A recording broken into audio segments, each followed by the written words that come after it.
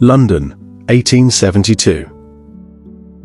The beating heart of the greatest empire the world had ever known. A city crowned with wealth, ruled by a queen, and driven by iron, steam, and ambition. From a distance, London glittered. Boulevards of stone, gaslit streets, the scent of tea and spice drifting from distant colonies. But beneath the smoke, there was another city. A London of shadows. Step off the grand avenues and marble turns to mud. The air no longer smells of commerce, it burns the throat. Coal smoke, sulfur, decay. This is not the city of power. This is the city of the forgotten.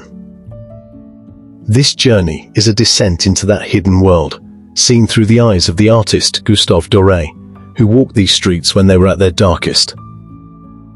Through his engravings, we explore the slums, the prisons, and the riverbanks, places where millions fought not to live well, but simply to survive the night. Welcome to Seven Dials. To the wealthy, this was a place to avoid. To the poor, it was the only world they knew.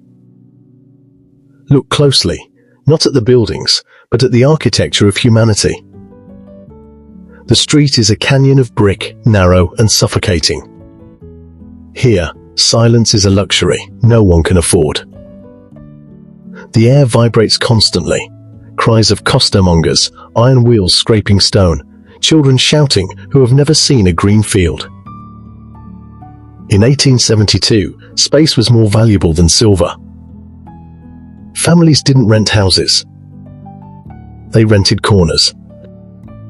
A single room might hold 3 generations. They slept in shifts on floors damp with the city's filth. Privacy existed only inside the mind. If the slums were a prison of poverty, Newgate Prison was a prison of stone.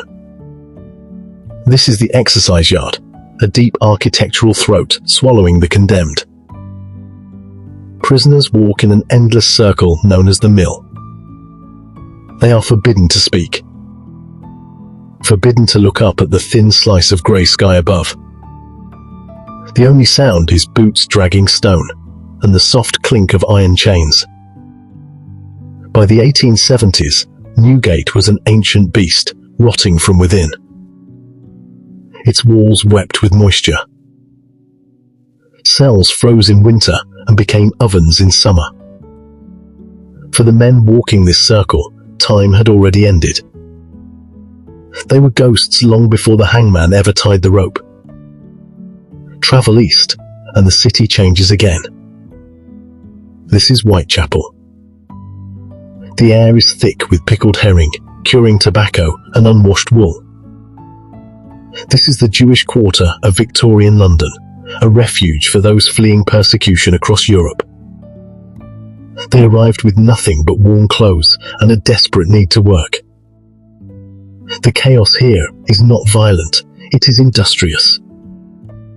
Every inch of pavement is a shop. If you had a basket, you were a merchant. If you had a voice, you were an auctioneer. This wasn't just a market. It was the engine room of the East End, fueled by cheap tea and endless ambition. But all roads in London eventually led to the river. The River Thames was not blue. It was brown, thick, churning, and alive with trade and waste. A city's sewer and its bank account. Masts from India, China, and the Americas crowded the water so tightly you could almost walk across the decks from shore to shore. Down in the mud lived the mudlarks. Children wading through toxic sludge at low tide, searching for coal, nails, bones, anything worth a farthing. To them, the river was not beautiful. It was a monster that sometimes offered a gift. When the sun went down, London revealed its true face. For thousands, night brought a terrifying question. Where will I sleep?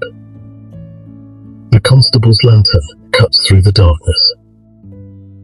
It reveals the reality of the casual ward, Men, women, children huddled in doorways, wrapped in rags, sharing warmth against the damp English cold.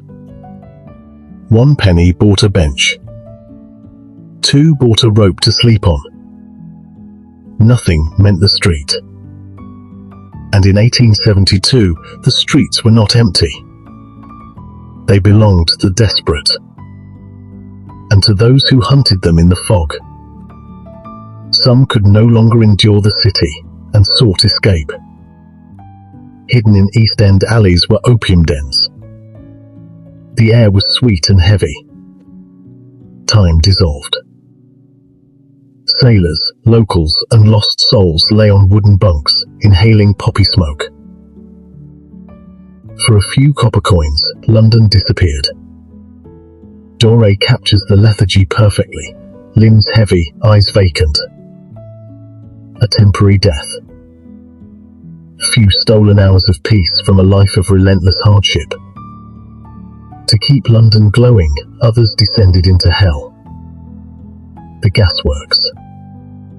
While the wealthy dined beneath soft gaslight, this was the price of that glow. Doré drew it like a scene from Dante's Inferno. Heat so intense it peeled skin. Air thick with sulphur and coal dust. Half-naked men, blackened by soot, worked 12-hour shifts in temperatures that could boil water. Their lungs and their lives were exchanged to keep the empire visible at night. Facility and temperatures at the lever, that are marking split, while chaos. This is Ludgate Hill. No traffic lights. Only muscle, wheels, and iron will. A gridlock so dense the city simply stopped moving. A funeral hearse trapped beside a beer wagon. The dead and the drunk stuck in the same mud. The machine never paused, not even for the dead. For some, the noise, labour, and hunger led to only one place, the river. This image is known as the Bridge of Sighs. A woman stands alone, staring into freezing water. Homeless. Ruined. Invisible. In a city of millions, isolation was the ultimate killer. The river offered us silence the streets never could. This is not just a bridge. It is the moment when hope finally runs out.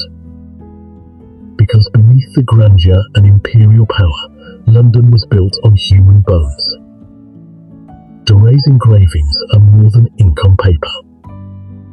They are the DNA of the modern world, a reminder that progress is never free. Victorian London was a brutal machine. It consumed the poor to fuel empire. But through Doré's work, the people of the shadows were not erased. They still stare back at us from the fog. Thank you for walking these shadows with us.